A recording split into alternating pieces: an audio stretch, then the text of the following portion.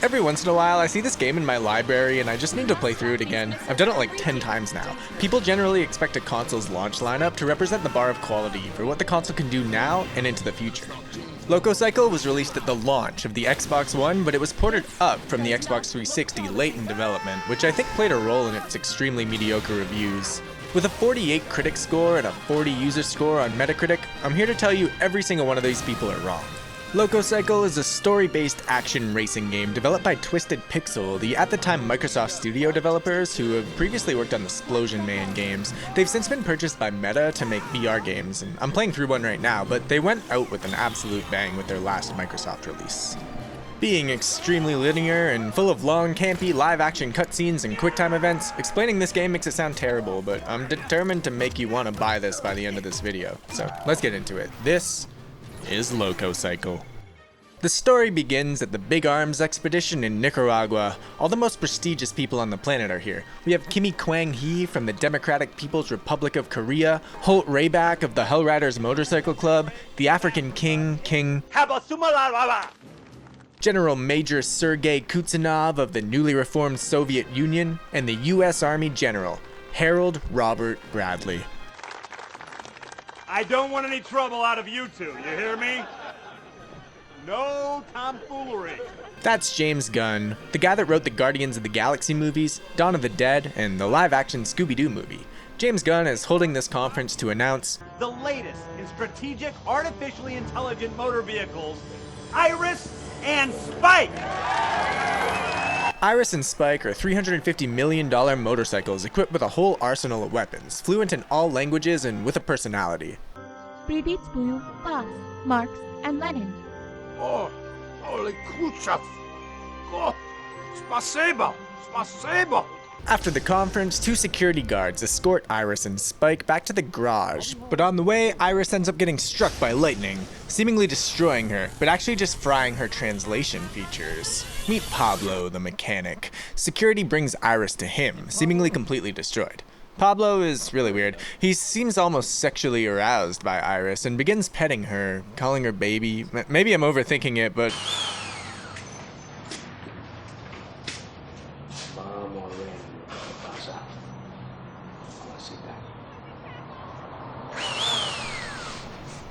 Iris awakens during this moment. Interesting. On the TV, she sees an ad for the Freedom Rally in Scottsburg, Indiana. It's a bike parade for freedom. Miss Scottsburg, Indiana is even going to be there. Scottsburg, Indiana. I must find Scottsburg, Indiana.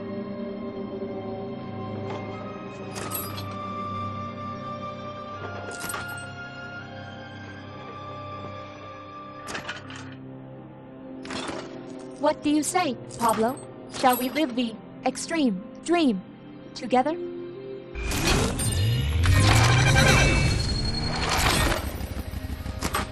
Come on, Pablo. Let us smoke them until the wheels fall off. That's the mission then. Get to the Freedom Rally in Scottsburg, Indiana. The first mission is escaping the Big Arms factory where the bikes were being held. Using Iris's mounted machine guns, we're able to blow up enemy vehicles from a distance. You can use Pablo as a weapon too for shorter range attacks. That's most of the general combat throughout this whole game, a mix of long range shooting and short range Pablo melee attacks to blow up enemy vehicles, but things are going to start getting crazy soon. Check this out, this game has the greatest QuickTime events. Every single one of them is just so insane that you're left constantly exhaling out of your nose every time you get to do one.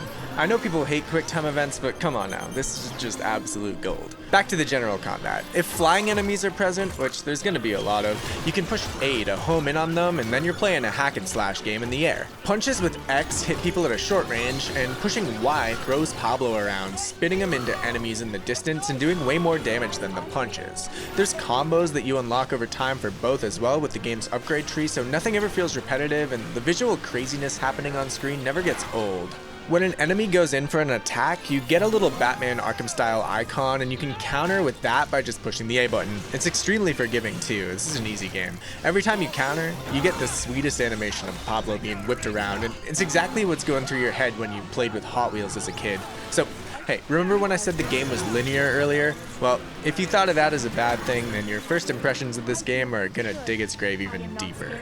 There's no branching paths, you can't turn around or stop, you accelerate automatically.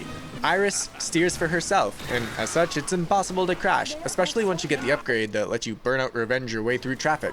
And as we already said, it's full of quick time events, but the game will go from shooter to hack and slash game to bullet hell to quick time event to whatever this is to fighting game to battle with school buses to on-rail shooter, you get the idea. But the thing is, all of them do kind of play themselves. You and I seem to understand each other perfectly, Pablo. Luckily, I am fluent in many languages, including yours.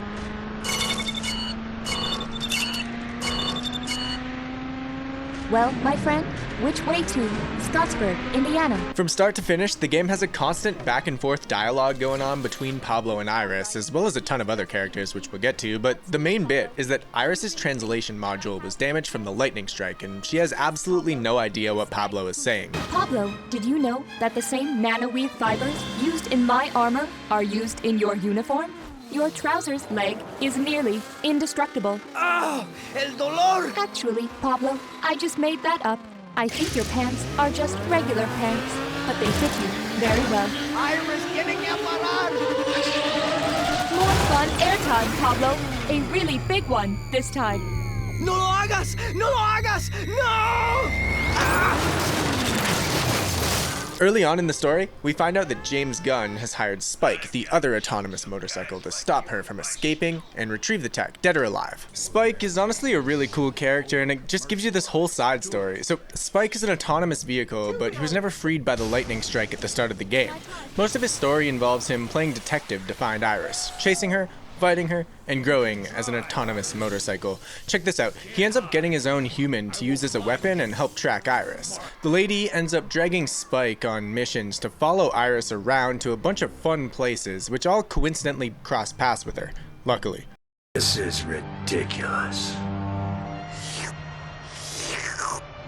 We have searched for them at every festival, taffy shop, and outlet mall in the southeastern United States.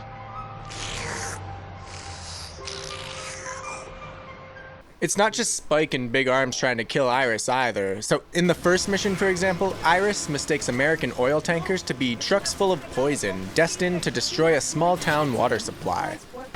We have got to destroy those tankers before they reach their small town destination and ruin the water supply. I know you are as excited about reaching Scottsburg, Indiana, as I am, Pablo. But we must right this wrong first. ¿Por qué tenía que comprar pantalones de alta calidad? This creates some pretty cool enemy types, like these rocket launcher guys that you have to counter all the rockets, or these suicidal midgets that jump out of the back of a truck and make you ram them back into the truck that they came from. The enemies in this game are all just so fun to kill. There's so many different boss battles that come out of Iris enraging so many different people on this journey, and they're all really fun, though they do all play pretty much the same.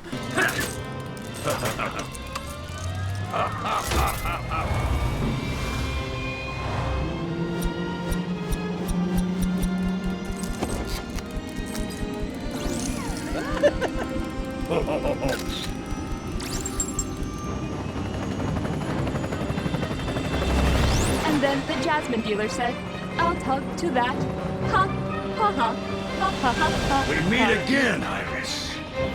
This time, I have acquired my own human to challenge you with. She is larger, more knowledgeable than the human you carry.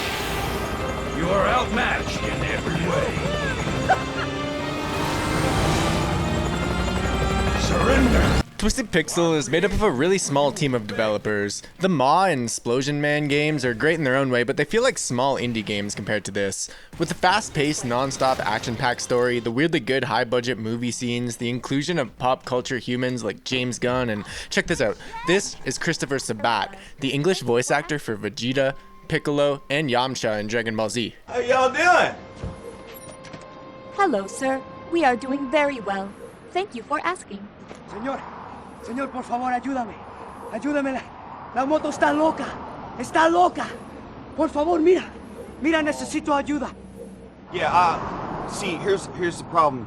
You're speaking Mexican, and I don't speak Mexican. I optioned for French when I was in community college, but that's the best I got.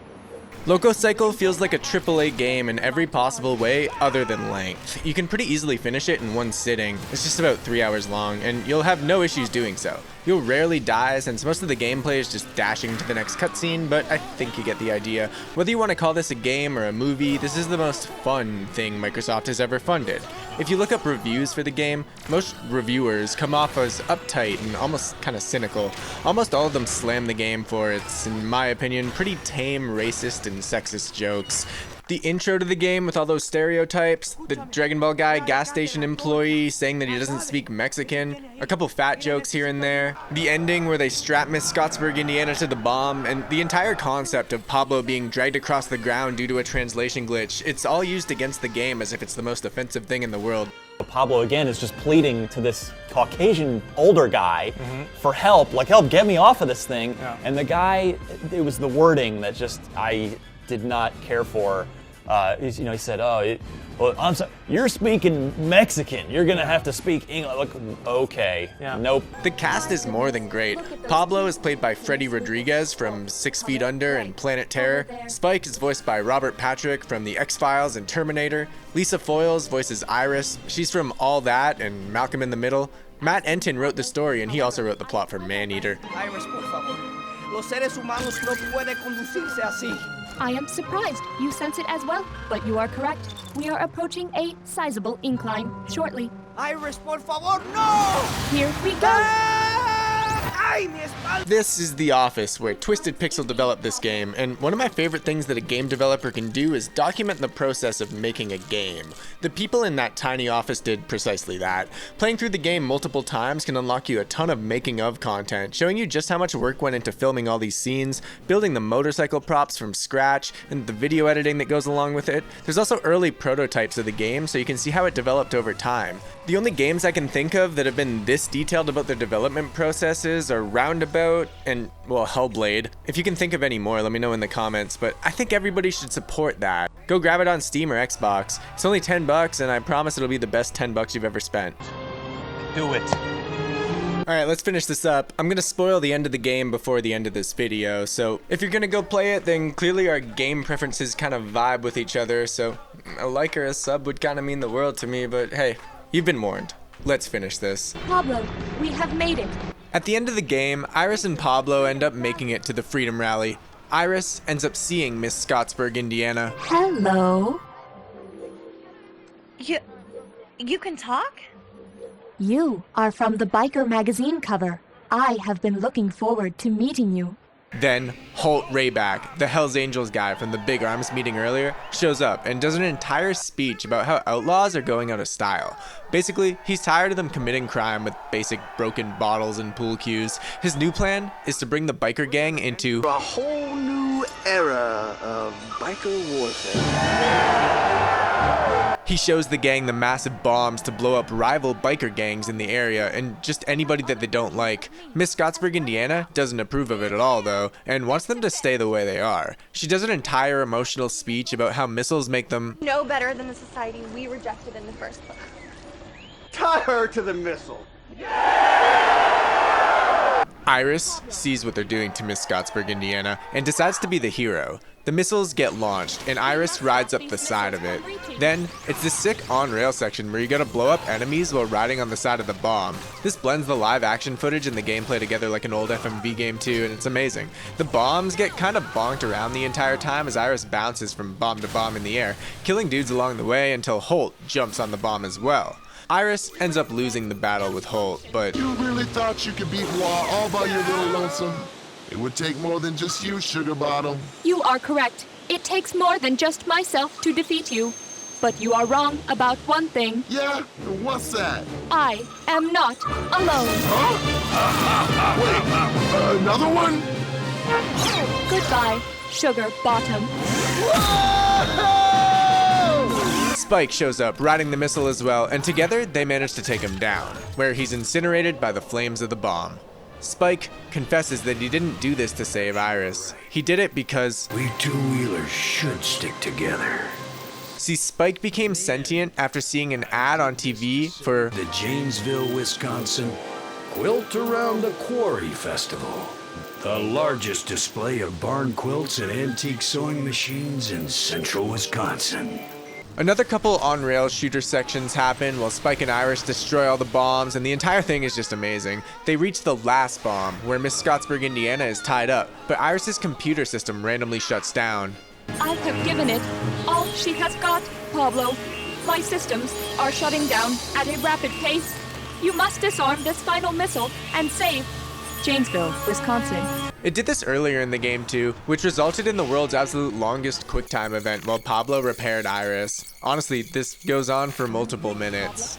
The bomb QuickTime event is much easier though, and much shorter. You just push all the buttons in the obvious direction, button mash to hit this thing, pull it out, button mash to rip the cables out, and basically disarm the bomb. This successfully saves Janesville, Wisconsin, and they somehow all make it off the missile safely. Pablo, how long have you been on the ground? You should have told me. You could have been hurt. Here. This successfully saves Janesville, Wisconsin, so Spike can go to it in a sequel that never released, and they somehow all make it off the missile safely. Pablo has his leg freed, and meets a hottie that starts fixing him up. Miss Scottsburg, Indiana starts falling in love with Iris, stroking her the way Pablo used to. The biker gang goes back to their old ways, but with a weirder focus on grilled cheese sandwiches. And Spike, well, It appears for now that our journey together is at an end, LMA. You have taught me many things, human. But most of all, you have taught me that life is not about rushing to one's destination. It's about enjoying the journey, buying souvenirs along the way and sampling local fare such as funnel cake and Cajun bacon wraps. I know now that I did find the right human after all. Goodbye, human. Then to wrap it all up, Pablo and Iris say their goodbyes. I guess this is goodbye, Pablo.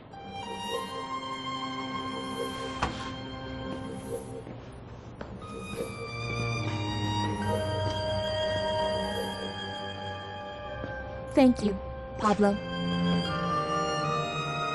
Thank you for everything.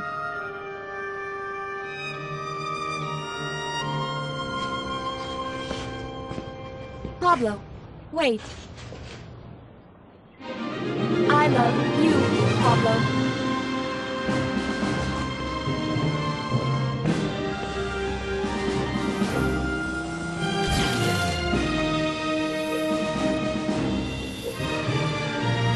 Hey, thanks for watching the video. Just want to give a big shout out to Kittler Fox, who comments on almost all my videos and even calls me out if I say something incorrect, which actually resulted in this one needing to be re-uploaded. Thanks, buddy. The algorithm hates re-uploads though, so this video is going to get dinged pretty hard. Look how long this took me to edit. Please help it out a bit with the usual things if you can. Thanks guys. Love you. Peace.